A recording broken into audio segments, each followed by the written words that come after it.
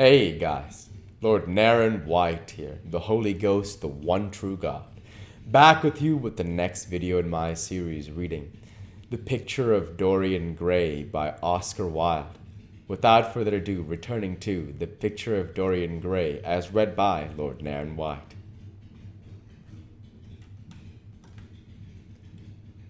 The lad started and drew back. He was bareheaded, and the leaves had tossed his rebellious curls and tangled all their gilded threads. There was a look of fear in his eyes, such as people have when they are suddenly awakened. His finely chiseled nostrils quivered, and some hidden nerve shook the scarlet of his lips and left them trembling. "Yes," continued Lord Henry, "that is one of the great secrets of life, to cure the soul by means of the senses, and the senses by means of the soul. You are a wonderful creature. You know more than you think you know, just as you know less than you want to know." Dorian Gray frowned and turned his head away. He could not help liking the tall, graceful young man who was standing by him. His romantic, olive-colored face and worn expression interested him. There was something in his low, languid voice that was absolutely fascinating. His cool, white, flower-like hands even had a curious charm. They moved as he spoke, like music, and seemed to have a language of their own. But he felt afraid of him, and ashamed of being afraid. Why had it been left for a stranger to reveal him to himself? He had known Basil Hallward for months, but the friendship between them had never altered him. Suddenly, there had come someone from across his life who seemed to have disclosed to him life's mystery. And yet, what was there to be afraid of? He was not a schoolboy or a girl. It was absurd to be frightened. "Let us go and sit in the shade," said Lord Henry. "Parker has brought out the drinks, and if you stay any longer in this glare, you will be quite spoiled.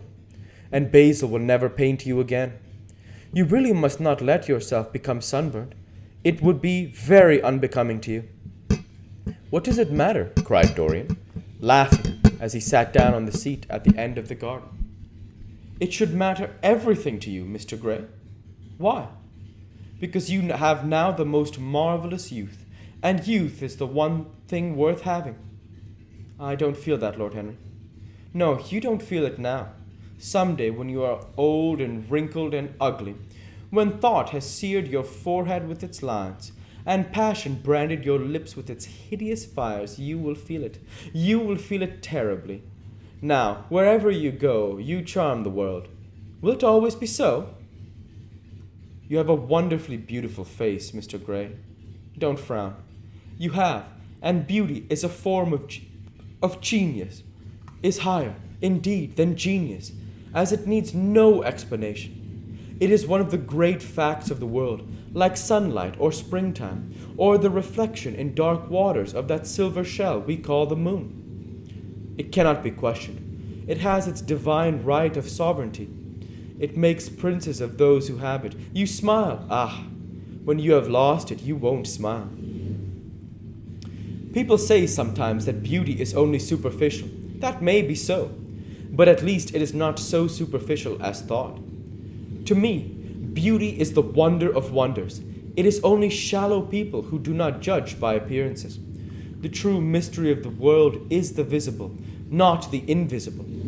Yes, Mr. Gray, the gods have been good to you, but what the gods give, they quickly take away.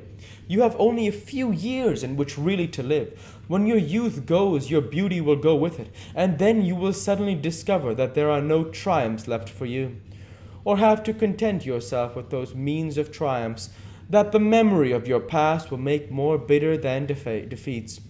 Every month as it wanes brings you nearer to something dreadful. Time is jealous of you, and wars against your lilies and your roses. You will become sallow and hollow-cheeked and dull-eyed. You will suffer horribly. Realize your youth while you have it. Don't squander the gold of your days listening to the tedious, trying to improve the hopeless failures, or giving away your life to the ignorant, the common, and the vulgar, which are the aims, the false ideals of our age. Live. Live the wonderful life that is in you. Let nothing be lost upon you. Be always searching for new sensations. Be afraid of nothing. A new hedonism. That is what our century wants. You might be its visible symbol. With your personality, there is nothing you could not do. The world belongs to you for a season. The moment I met you, I saw that you were quite unconscious of what you really are, what you really might be. There was so much about you that charmed me, that I felt I must tell you something about yourself. I thought how tragic it would be if you were wasted, for there is such a little time that your youth will last, such a little time. The common hill flowers wither, but they blossom again. The laburnum will be as golden as next June as it is now. In a month there will be purple stars on the clematis, and a year after the green night of its leaves will have its purple stars. But we never get back our youth. The pulse of joy that it beats in us at 20 becomes sluggish. Our limbs fail, our senses rot. We degenerate into hideous puppets, haunted by the memory of the passions of which we were much too afraid, and exquisite temptations that we dare not yield to. Youth, youth, there is absolutely nothing in the world but youth. Dorian Gray listened, open-eyed in wonder. The spray of lilac fell from his hand upon the gravel. A furry bee came and buzzed round it for a moment. Then it began to scramble all over the fretted purple of the tiny blossoms. He watched it with that strange interest in trivial things that we try to develop when things of high import make us afraid, or when we are stirred by some new emotion, for we cannot find expression, or when some thought that terrifies us lays sudden siege to the brain and calls on us to yield. After a time it flew away. He saw it creeping into the stained trumpet of a Tyrian convolvulus. The flower seemed to quiver and then swayed gently to and fro. Suddenly, Hallward appeared at the door of the studio and made frantic signs for them to come in. They turned to each other and smiled. "I am waiting," cried Hallward. "Do come in. The light is quite perfect, and you can bring your drinks." They rose up and sauntered down the walk together. 2 green and white butterflies fluttered past them, and in the pear tree at the heart of the garden a thrush began to sing. "You are glad you have met me, Mr. Gray," said Lord Henry, looking at him. "Yes, I am glad now. I wonder, shall I always be glad? Always. That is a dreadful word. It makes me shudder when I hear it. Women are so fond of using it. They spoil every romance beat by trying to make it last forever. It is a meaningless word, too.